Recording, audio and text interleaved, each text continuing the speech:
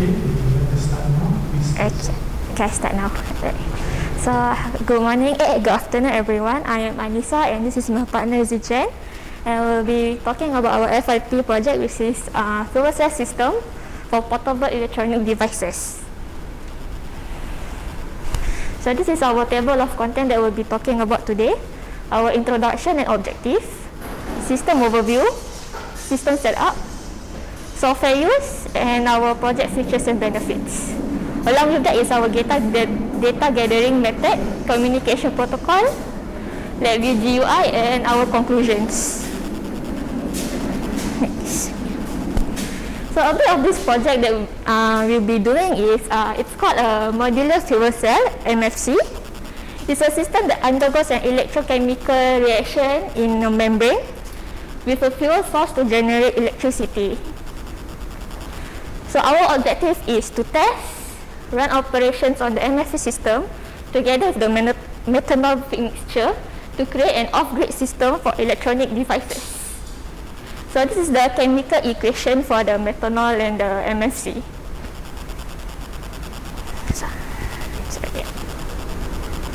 So this is the whole system overview. So this is our 12-volt DC lead-acid battery that will be connected together with our modular fuel cell system, MFC. And this MFC is connected together with our methanol fuel mixture. And once it's power on, all the chemical reaction will, there will be chemical reaction and so on. So connected to this MFC or this 12-volt lead-acid battery is our MyRio. So and then there's a few of our hardware that is connected to this 12-volt DC lead-acid battery. So this 12-volt lead-acid battery will switch on this of our hardware. For example, our voltage divider rule or even our CCTV. So we'll be using our MyRio, which is a device that is connected to a computer Labview monitoring.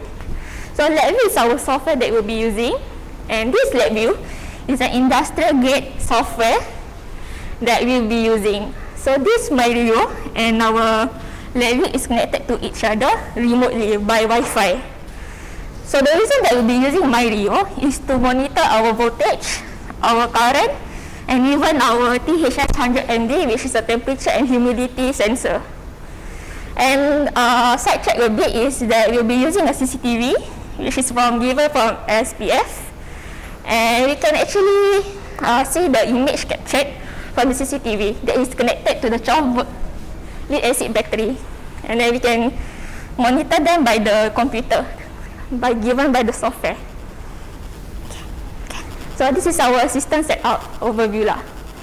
So this is the MyRio, our THS, LCD, and the methanol. So later you can just go there and see our setup. So this is a bit of our software that is being used. Labview, the software that you'll be using, our Creo, Adobe Illustrator, and the AutoCAD. So this is our project features and benefits. So our features is we are able to monitor methanol fuel mixture to determine how long it can last. And it's to data manipulation that will be later on, Zijen will explain. And monitor key parameters that affect MFC performance. And also, in the cabinet itself, we have an inbuilt cabinet door open indicator where we can know like if someone opened the door and there will be a sensor to detect it. And also an inbuilt 3-axis accelerometers where we can know if someone tamper with the cabinet, and then there's a graph where they will show that the accelerometer will be shaking. You can see later on. So our project benefits is to provide a greener energy options in powering electronics devices, and also to have a portable off-grid supply system that can be accessed in difficult areas.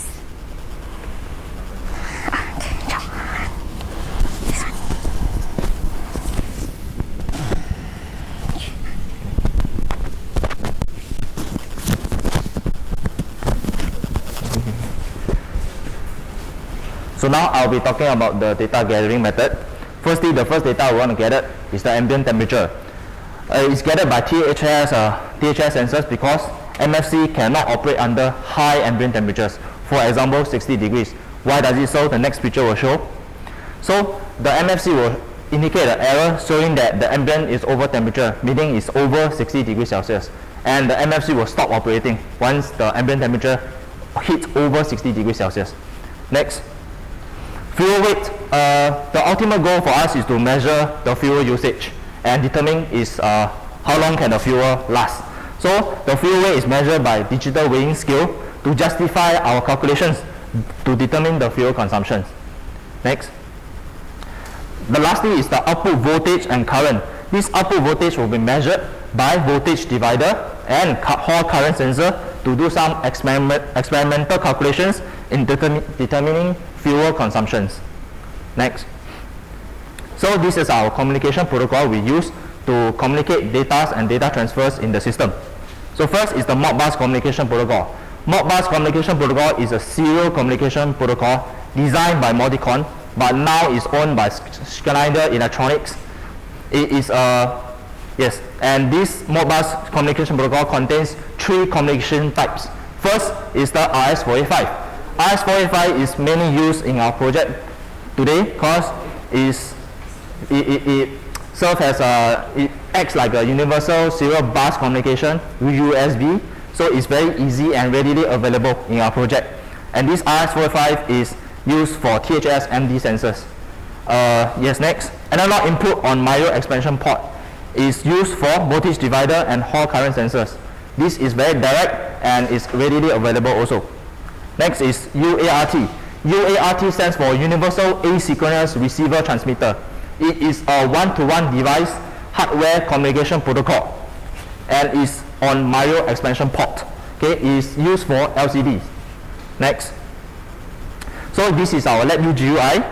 As you can see from the graph here, this graph shows the accelerometer. If someone tampered with the cabinet or touched the Mario, the accelerometer will go up and down, which I can show to you later in the demo. So, so others is like voltage, current, and power. And we also want to monitor the thermometer, the humidity. We also have the door opening indicator showing that the door is open. All of these can be shown in the demo later. Next. These are our calculations. Okay, next. So under optimum condition, which is the MFC itself, this is not our project calculations, it's the calculations done by the horizon. So to calculate fuel consumption in liters, we will need to use the conversion rate, liters per kilowatts hour times output power times number of hours.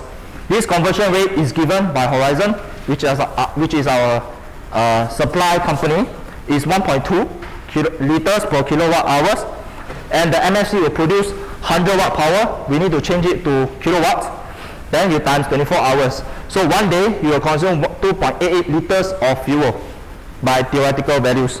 So the duration the fuel can last is you take 17.8 liters divided by this, and you will get 6.2 days theoretically. So but for our own project, our calculation is, so it will run continuously, and the calculation we are done is the same.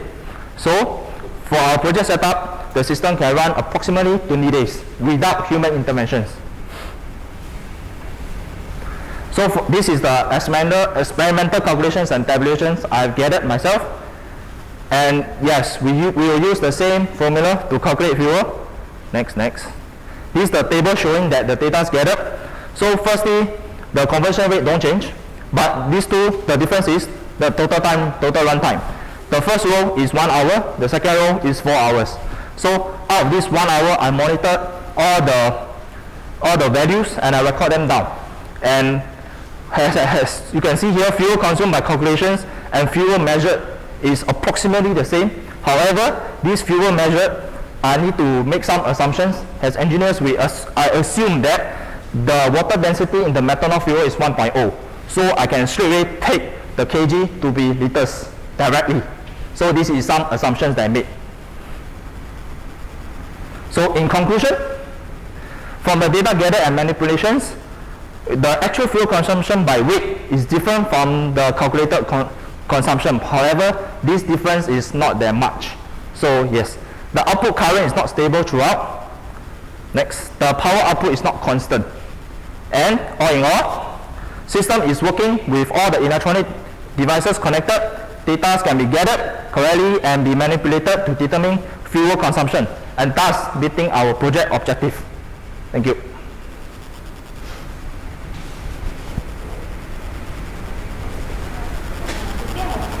Yes. Go back to the dashboard, you show all the sensor data.